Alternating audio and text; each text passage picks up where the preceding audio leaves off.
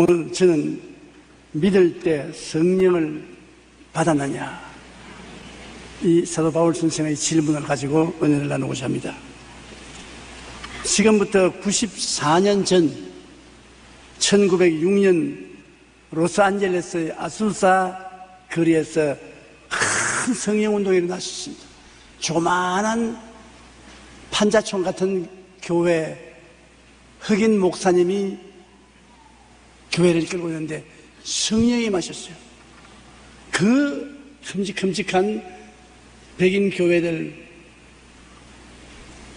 지식 많고 학문 많은 목사님들 제껴놓고 멸시와 천대를 받는 흑인 교회의 목사님을 통해서 성령이 부어졌습니다. 그리고 그 성령의 역사가 영혼의 불길같이 일어나서 20세기의 성령운동이 되었고, 오늘날에 와서는 아무도 성령운동을 배반하지 않습니다. 우리가 처음 불광동에서 성령운동을 시작하고 서대문에서 성령운동을 시작할 때도 많은 사람이 우리를 보고 미쳤다고 그랬습니다. 그리고 2단이라고 3단, 4단, 5단. 그런데 요 사이는 1단이라고도 안 해요. 모두 다 똑같은 은혜 받기를 원하고 다른 사람으로 취급하지 않고, 더구나 8월 15일 날 100만 명 우리 성도들이 모여서 나라와 민족을 위한 큰 기도회를 할 때 설교자로 저를 선택했습니다.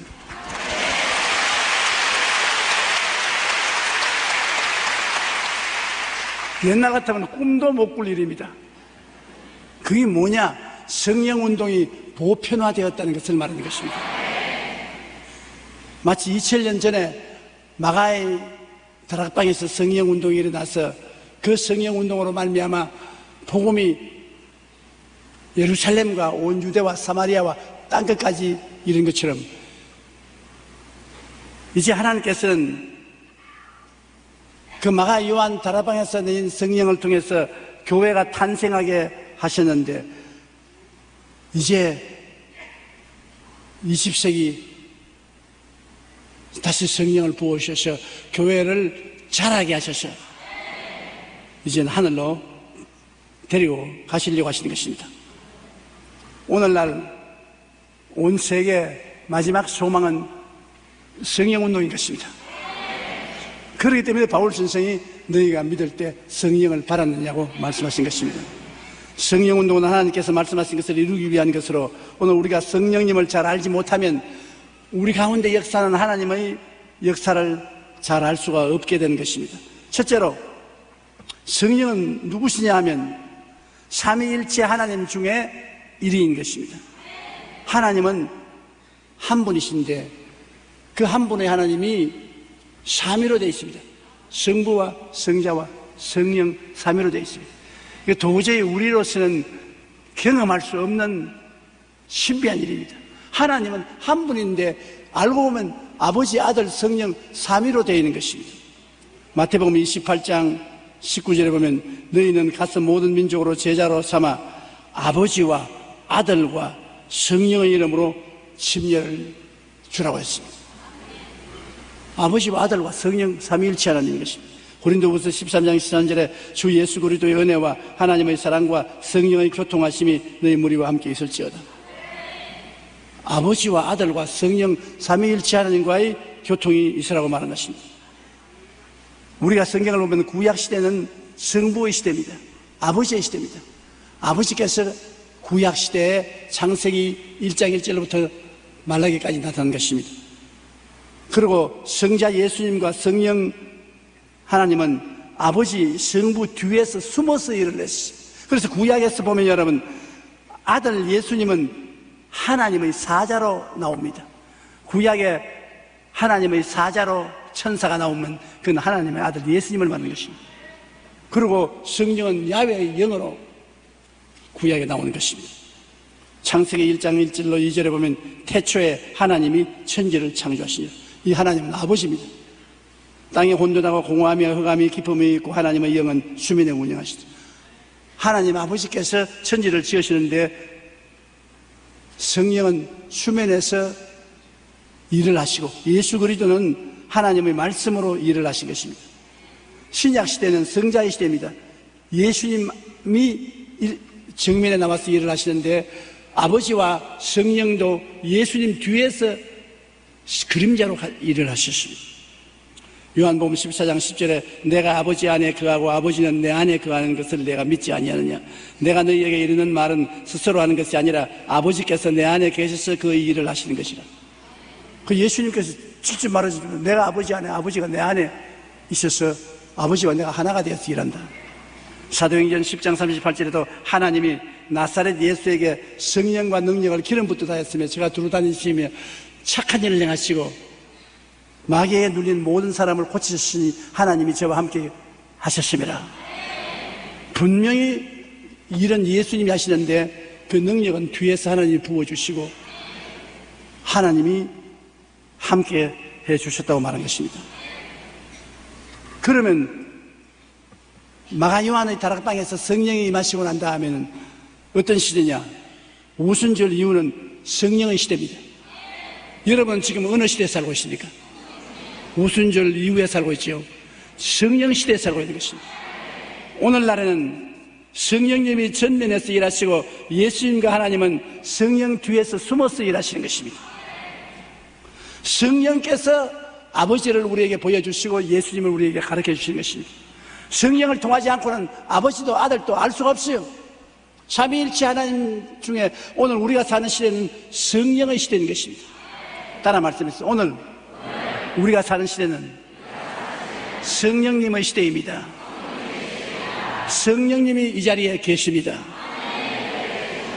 그러므로 성령님을 우리가 인정하고 환영하고 모시드리고 의지하고 성령님과 교통을 하면은 성령님이 여러분을 아버지를 알게 하시고 예수님을 깨닫게 하는 것입니다.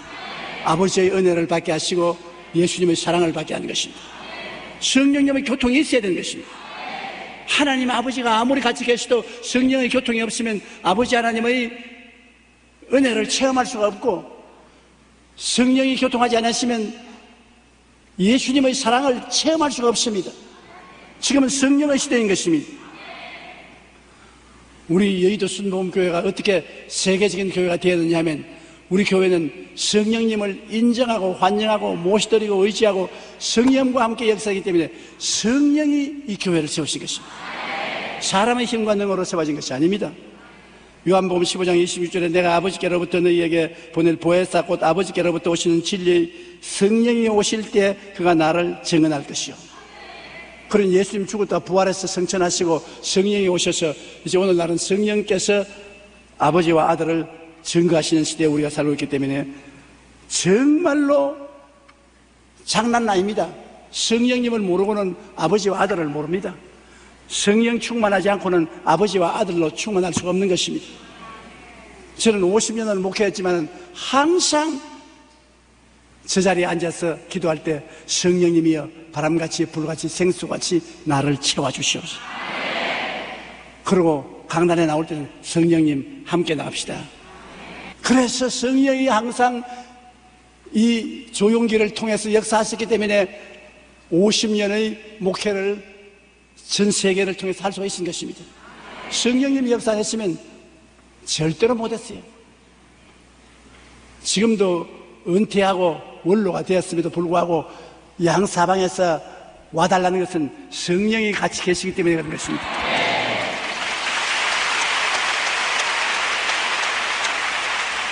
이 다 늙어 빠진 영감 손주들도 안 오락하는데 누가 오락하겠어요? 그러나 성령이 계시면 그를 통해서 아버지와 아들을 알 수가 있거든. 아무리 공부를 많이 하고 학교를 많이 나와도 성령 없으면 쓸데없습니다. 그러므로 미국을 뒤에 흔드는 역사적인 목사님이 한 분 계십니다. 시카고에서 목회한 무디 목사인데 이 무디 목사는 대학도 나오지 못했어요. 무식한 목사였습니다. 그러나 무디 목사는 성령은 활동하시는 하나님의 신이시더라고 했습니다. 하나님의 성령을 통해서 그는 미국을 뒤에 흔들었습니다. D.L. 무디 목사라면 유명하지요.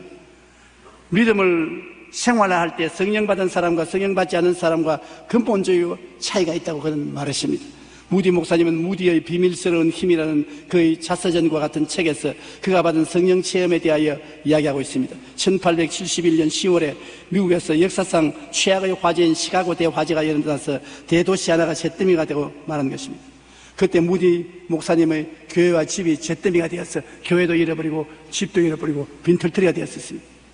무디 목사님은 평소에 늘 성령으로 충만하게 되는 것이 기도의 제목이었고, 화재가 나고 목회를 할 수가 없고 교회가 다 불타버렸으니 남는 시간에 성령 받기 위해서 미국 뉴욕에 가서 혼자 있으면서 성령 달라고 매일같이 기도했습니다. 그런데 회심 후 중생의 시험이 있은 지 꼭 16년 만에 그때 나는 성령의 강력한 능력에 휩싸였다. 나는 하나님께 당신의 손을 멈추어 달라고 간청해야 할 정도로 강력한 그분의 사랑을 경험했다. 얼마나 강하게 성령의 은혜가 임하든지 하나님이여 손을 떼주십시오. 손을 안 떼주면 내가 죽겠습니다. 그렇게 했습니다. 나도 그렇게 좀 했으면 참 좋겠어. 여러분도 그런 체험했으면 좋겠지요. 아유, 손을 떼주십시오. 내가 하나님 사랑이 너무 나를 감동시키기 때문에 살 수가 없습니다. 그 후 무디 목사님의 사역은 힘이 있고 능력 있게 성장했습니다. 나에게 온 세상을 다 준다 할지라도 이제는 축복을 경험하기 이전 상태로 돌아가지는 않을 것이다. 세상 부귀영화는 저울에 달린 조그만 먼지와도 같다고 말한 것입니다. 오순절 이후 이제는 성령이 전면에서 일하시고 예수님도 성령을 통해 일하시고 아버지도 성령을 통해서 일하시는 것입니다.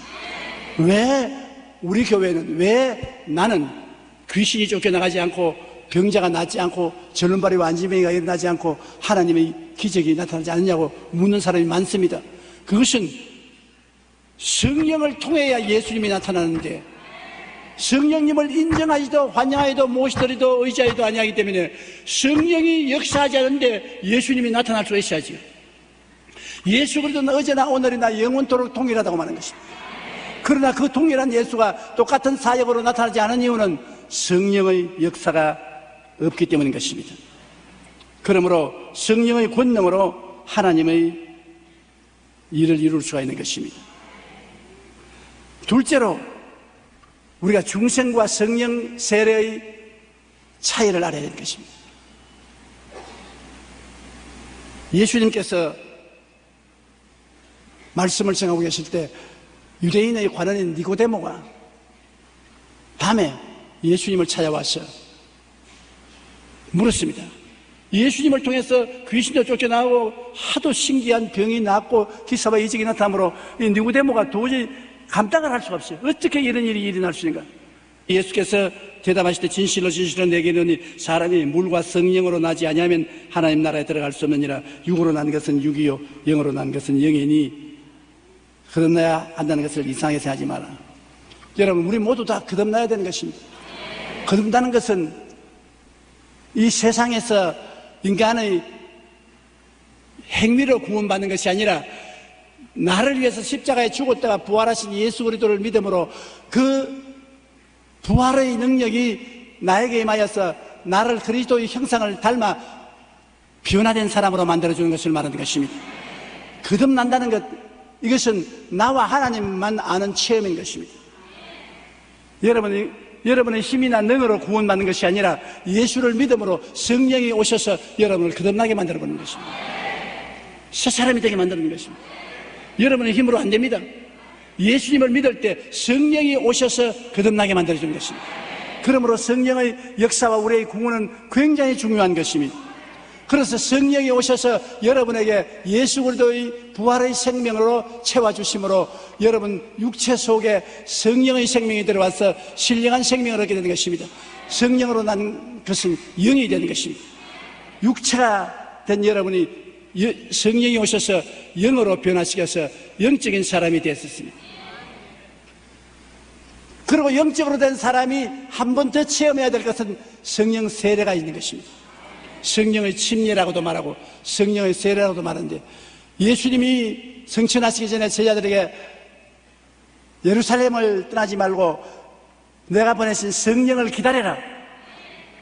요한은 물론 너에게 세례를 주었거니와 너희는 몇 날이 못되어 성령으로 세례를 받으리라고 말하는 것입니다. 여러분께서 예수 믿고 거듭난 사람, 그래서 주여 주여 하는 사람은 다시 성령의 세례를 받아야 되는 것입니다. 사도행전 2장 1절로 4절에 보면 오순절날이 이미 이름에 그들이 다 같이 한 곳에 모였더니 호련히 하늘로부터 급하고 강한 바람 같은 소리가 있어 그들이 앉은 온 집에 가득하며 마치 불의 혀처럼 갈라지는 것들이 그들에게 보여 그 각 사람 위에 하나씩 임하여 있더니 그들이 다 성령의 충만함을 받고 성령이 말하게 하심을 따라 다른 방언으로 말하기를 시작하니라. 이 성령의 세례를 받으면 무슨 표적이 일어나냐면 방언을 말합니다. 방언 말한 사람 한번 손으로 봐주십시오. 와, 원더풀.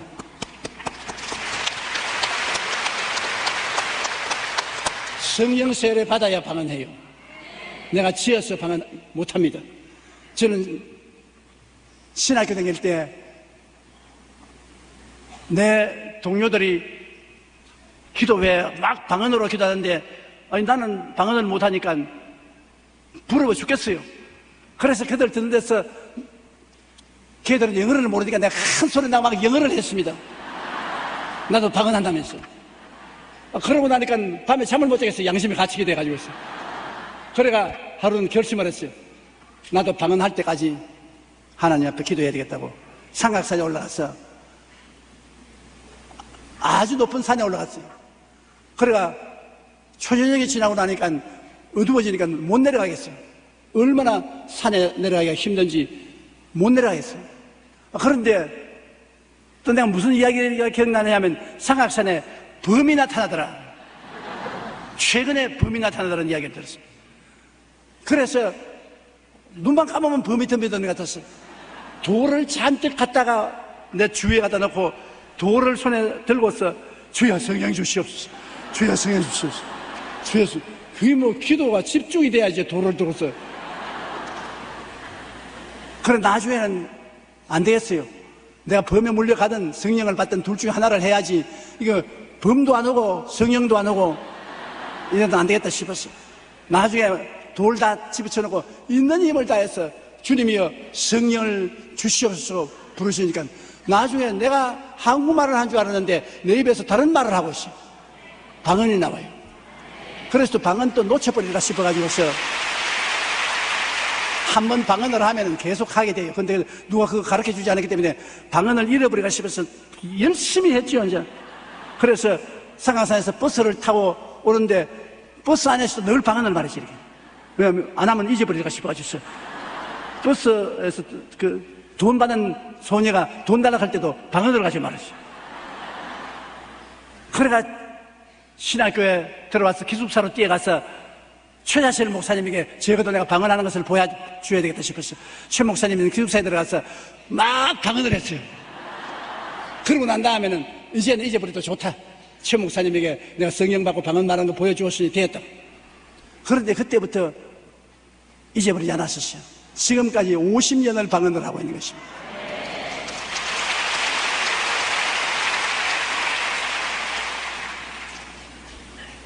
우리가 한국말만 하면은 기도를 얼마 하다가 지쳐서 하지 못해요. 그러나 방언을 말하면 얼마든지 할 수 있어요. 몇 시간도 할 수 있어요. 또 그리고 우리가 갑자기 어려운 일을 당할 때, 우리가 무슨 일을 당할지 알 수 없을 때 하나님은 그거 아시고 방언을 통해서 기도하게 만들어줘요. 예를 들어 말하면 우리 교회 구역장 한 분이 종로 내거리에 예배를 인도하러 갔는데 길거리에서 하도 막 마음에 막 기도가 솟구쳐 올랐는데 뭘 위해서 기도할지 알 수가 없었어요. 그냥 길거리에 쪼그려 앉아서 방언으로 막 기도했습니다. 그 미친 여자가 미친 소리 한다고 사람들 구경꾼이 꽉 둘러섰어요. 그러나 그건 자기는 막 방언으로 기도하고 난 다음에 마음이 시원할 때까지 기도하고 그 다음에 일어나니까 사람들이 꽉 둘러서 있어요. 몸을 털고 일어나서 구역 예배에 가서 구역 예배 인도하고 이상하다, 내가 왜 방언으로 기도했나. 집에 오니까 집 앞마당까지 옷이 흐트러져 있어요. 동놈이 들어와서 집을 막 사사시 다 뒤져가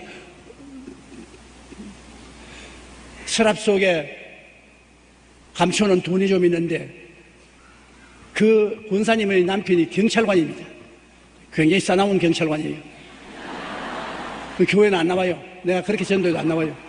그 당장 그 생각에 이제 나 죽었구나. 우리 남편에게 이제 맞아 죽었다. 하나님 울면서 방 안에 뛰어들어가서 서랍을 열어보니까는 옷까지 다 허틀어 놓고 난 다음 돈만 안 가지고 왔어요. 왜냐? 하나님이 눈을 막 가려버렸어요. 그런 기적이 있습니다.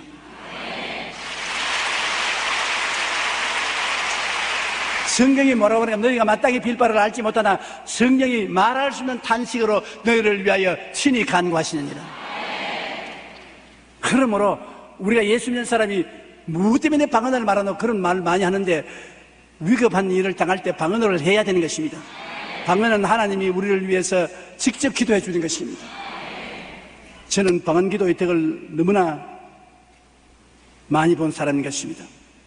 사도행전 19장 4절로 7절에 바울이 이르되 요한이 회개의 침례를 베풀며 백성에게 말하되 내 뒤에 오시는 이를 믿으라 하였으니 이는 곧 예수라 하거늘 그들이 듣고 주 예수의 이름으로 침례를 받으니 바울이 그들에게 안수하며 성령이 그들에게 임하심으로 방언도 하고 예언도 하니 모두 12사람쯤 되니라.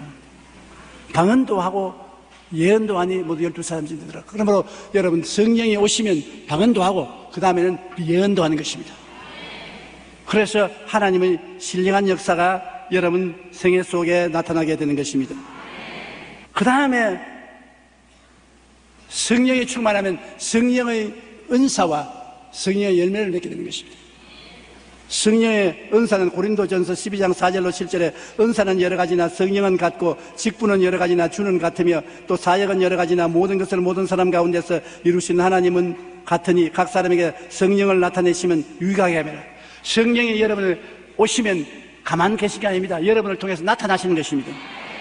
계시의 은사는 따라 말씀했어요. 계시의 은사, 지혜의 말씀의 은사, 지식의 말씀의 은사, 영들 분별하는 은사. 여러분 성령이 충만하면 계시의 은사 중에 하나가 나타나는 사람들이 있습니다. 지혜의 말씀, 하나님의 지혜가 임하여서 어려운 문제가 다가왔을 때 해결책이 나오는 것입니다. 인간의 지혜가 아니고 학교에서 배운 지혜가 아니고 하나님의 놀라운 지혜가 나타나셔서 그 문제를 해결하는 것입니다. 그리고 지식의 말씀의 은사는 하나님이 감추인 것을 나타내 보여주는 것입니다. 아무리 숨겨놔도 지식의 말씀의 은사가 오면은 어디 감추는지 알아요. 거짓말하면 거짓말하는 것도 알아요. 하나님이 아시는 것을 보여주시는 것입니다. 그리고 영들 분별하면 저 사람이 귀신이 들렸는가 성령이 충만한가 어떤 귀신이 들렸는가 귀신 이름까지 알아요. 그러므로 계시의 은사가 오늘날 교회에 임하면은 지혜의 말씀, 지식의 말씀, 영분별의 은사를 통해서 영은 신령한 세계가 우리에게 알려지고 놀라운 역사가 일어나는 것입니다. 그 다음 발성의 은사가 있는 것입니다. 발성의 은사는 따라 하십시오. 방언의 은사, 방언들 통역함을 은사, 예언의 은사. 발성의 은사를 받은 사람은 말할 필요 없이 방언을 말합니다. 방언도 여러 나라 말을 할 때 있습니다. 이런 말 못하는 사람이 이런 말하고 영어 못하는 사람이 영어를 하고 소련 말 못하는 사람이 소련 말을 하고 지상 방언하는 사람도 있고 하늘나라 방언을 말하는 사람도 있습니다. 여러 나라 방언을 말하는데 방언이란 자기가 모르는 말을 하는 것입니다. 그리고 방언들 통역하는 은사가 있어서 또 방언을 하면 통역해요. 그 방언을 통역해서 그 방언의 비밀을 깨달아 알게 하는 한 사람이 서서 방언 말하면 다른 사람이 그걸 통역해요. 그 예언 은사를 받은 사람은 예언을 해요. 내일에 일어날 일을 예언을 해요. 그 다음에 성령이 우리에게 나타내게 하는 것은 권능의 연사인데 따라 말씀드리죠. 믿음의 연사, 기적의 연사, 병 고치는 연사. 권능의 연사가 나타나면 믿음의 연사를 받은 사람인데 도저히 자기로서는 감당할 수 없는 믿음이 임해요. 굉장한 믿음이 임해서 기적이 일어나는 것입니다. 믿음의 연사, 그 성령이 계시면 우리에게 믿음의 연사를 주실 때가 있는 것입니다. 능력 행함의 연사는 기적을 행하게 돼요. 성령이 임하셔서 인간적으로 기적이 일어나지 않으면 문제가 해결하지 안 될 것을 행하게 만들어서 기적이 나타나게 만들어요. 오늘 비가 안 오게 되고 날이 맑아지는 기적도 있고 바람이 불고 폭풍과 오던 것이 그치는 기적도 있고 여러 가지 살아가는데 꼭 필요한 기적이 일어나게 해요. 그리고 병 고치는 은사는 말할 필요 없이 안수하면 병이 물러가는 것입니다. 고린도전서 12장 11절에 보면 이 모든 일은 같은 한 성령이 하사 그의 뜻대로 각 사람에게 나누어 주십니다. 그러므로 한 성령이 우리에게 지혜의 말씀, 지식의 말씀, 문별, 방언, 통역, 예언, 믿음, 능력, 치료의 은사를 주시기 때문에 은사를 구해야 되는 것입니다. 구하라 주실 것이요, 찾으라 찾을 것이요, 문을 두드리라 열릴 것이라. 구하는 이마다 얻을 것이요, 찾는 이가 살 것이요, 구하는 자에게 주님 주시는데 구하지 않고 가만히 있으면 안 줘요. 달라고 해야 줘요. 그럼 여러분이 특별히 하나님께 은사를 받아서 역사해야 되겠다고 생각하면 구해야 돼요. 하나님 지혜의 은사를 주시옵소서. 지식의 은사를 주시옵소서. 영들 분별함을 주시옵소서. 하나님 은사는 그 당시에 주시고 난 다음에 그두고 가십니다. 항상 있는 것이 아닙니다. 나중에 필요하면 또 구하면 또 주시는 것입니다. 그러므로 여러분께서 하나님이 나의 지혜 주었으니 나 이제 천재 됐다 그렇지 않습니다. 그때만 지혜가 오는 것이지 항상 지혜가 오는 건 아닙니다. 지식도 필요할 때 하나님 주시는 것이고 명문도 필요할 때 주시는 것입니다. 그러므로 여러분 이 하나님의 9가지 은사가 있다는 것을 알고 우리는 은사를 구해서 능력 있는 신앙생활을 해야 될 것입니다. 그리고 성령에는 또 열매가 있습니다. 갈라디아서 5장 22절 23절에 오직 성령의 열매는 우리 다 같이 한번 읽어볼까요? 사랑과 희락과 화평과 오래 참음과 자비와 양선과 충성과 온유와 절제니. 이 열매입니다. 열매라는 것은 우리의 노력으로 된 것이 아니라 하나님이 우리에게 은혜를 주셔서 열매 맺게 하는 것입니다. 사랑이 전혀 없는 사람이 사랑의 열매를 맺게 되고 마음이 우울하고 기쁨이 없는 사람에게 하나님이 기쁨을 주시고 마음이 불안한 사람에게 화평을 주시고 인내하지 못한 사람에게 인내할 수 있는 능력을 주시고 남을 불쌍히 여기지 못한 마음에 불쌍히 여기는 마음이 주시고 나쁜 악한 마음에 선한 마음을 주시고 배반하는 사람에게 충성스러운 마음 주시고 부드러운 마음 주시고 절제하는 마음 주시고 이 열매도 하나님 앞에 구해야 되는 것입니다.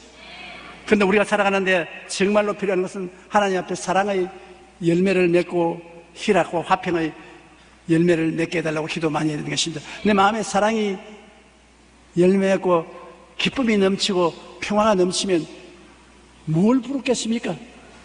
그 다음에 오래 참음과 자비와 양성과 충성과 온유와 절제 같은 것은 그것은 자연적으로 따라오는 것입니다. 아주 9가지 열매 가운데 가장 큰 열매가 사랑과 희락과 화평인 것입니다.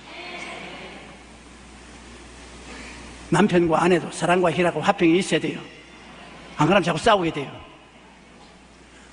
부귀영화 공명을 다 가지고 자꾸 불고 지고 싸우면 아무 행복도 없어요. 사랑과 희락과 화평은 꼭 하나님 앞에 구해서 성령으로 가져야 되는 것입니다. 너희가 열매를 많이 맺으면 내 아버지께서 영광을 받으실 것이요 너희는 내 제자가 되리라. 꼭 먹고 알먹는 거 아닙니까? 나 좋고 하나님 좋고. 내만 좋으면 안 돼요. 하나님도 좋아야 되니까. 그러니 우리가 열매를 맺으면 아버지가 영광을 받고 하나님 좋아하시고 내 좋아하고 남편 좋아하고 아내 좋아하고 하나님 좋아하고 자식 좋아하고 부모 좋아하고. 그러므로 인생을 살면서 우리가 사랑과 희락과 화평 이와 같은 열매를 맺게 해달라고 하나님께 늘 기도를 해야 되는 것입니다. 그 다음 우리가 일반적으로 성령께서 예배 드릴 때 역사하는 통상적인 역사를 알아야 될 것입니다. 요한복음 16장 7절로 13절에 우리 다 같이 한번 읽어보십시다. 그러나 내가 너희에게 실상을 말하노니 내가 떠나가는 것이 너희에게 유익이라.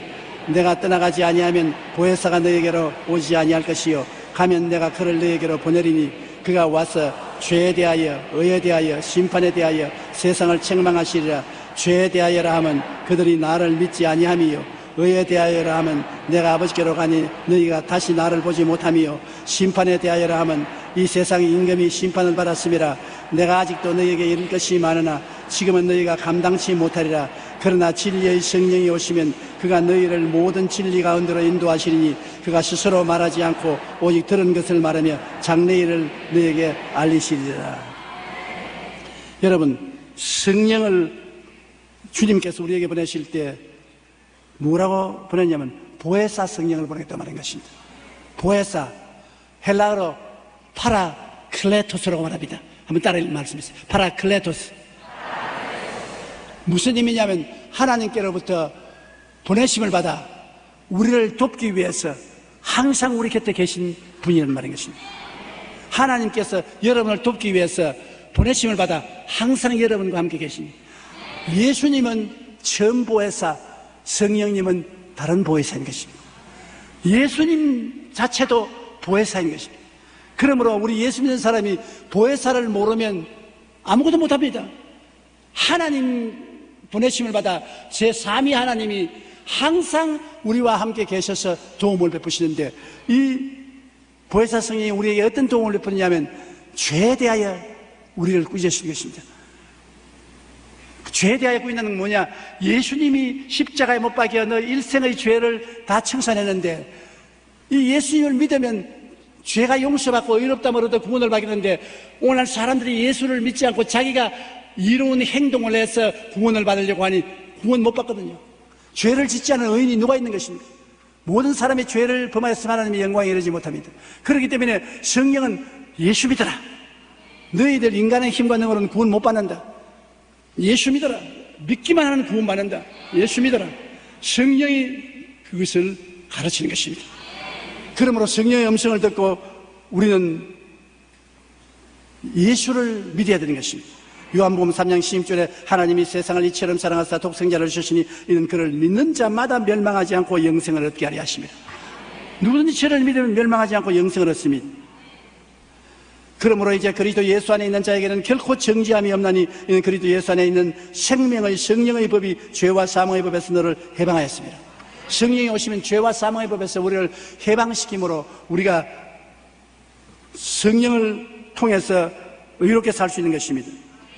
그래서 죄에 대하여 우리들에게 실상을 가르쳐 주시고, 그 다음에 성령이 우리를 깨닫게 해주는 것은 의에 대하여 말하는 것입니다.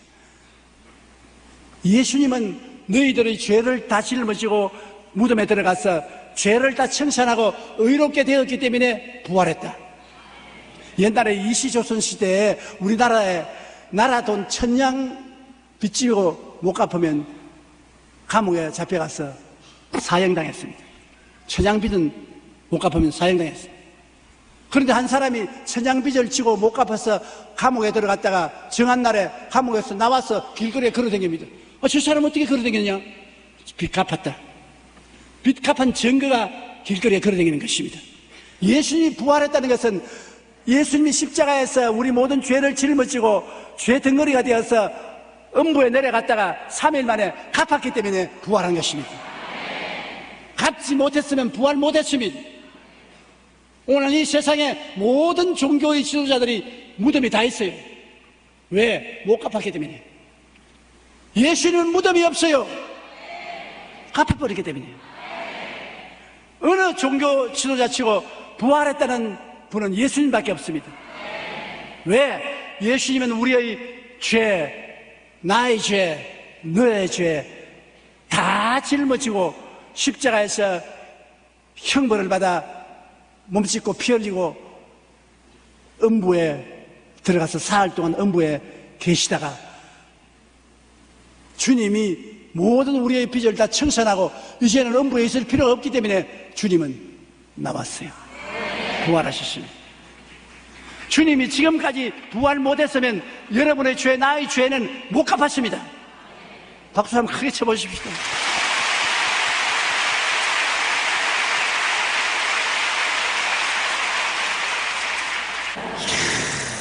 정말 신바람 나는 것입니다. 그 금은 죄가 그리스도가 다 청산하고 부활하심으로 말미암아 우리는 죄 없는 의로운 사람들이 되는 것입니다. 우리를 구원하실 때 우리가 행한 바 의로운 행위로 말미암지 아니하시고 오직 그의 긍휼하심을 따라 중생의 씻음과 성령의 새롭게 하심으로 하셨나니 우리 구주 예수 그리스도로 말미암아 우리에게 그 성령을 풍성히 부어주사 우리로 그의 은혜를 힘입어 의롭다 하심을 얻어 영생의 소망을 따라 상속자가 되게 하려 하십니다. 하늘나라의 상속자 여러분, 보통 사람들이 아닌 것입니다. 천국을 상속으로 받을 자들입니다. 그래서 예수님 보내신 성령께서 너는 의로운 사람이다, 너는 의인이다, 그리스도로 말미암아 의롭게 되었다고 말씀하시는 것입니다. 그 다음 심판에 대하여라 하면 이 세상 임금인 마귀가 심판받았습니다. 마귀가 아담과 하와를 꾀가지고서 이 세상을 순하게 넣었었으나 예수님이 이 땅에 오셔서 우리의 죄를 다 짊어지고 죄에 대하여 의에 대하여 심판에 대하여 주님이 고난당하심으로 마귀의 심판을 청산해버리고 마는 것입니다. 히브리서 2장 14절에 자녀들은 혈과 육에 속하며 그도 또한 같은 모양으로 혈과 육을 함께 지니심은 죽음을 통하여 죽음의 세력을 잡은 자 마귀를 멸해버리고 마는 것입니다. 요한 1서 3장 8절에 죄를 짓는 자는 마귀에게 속하나니 마귀는 처음부터 범죄함이라 하나님의 아들이 나타났은 것은 마귀를 멸하려 하심이라.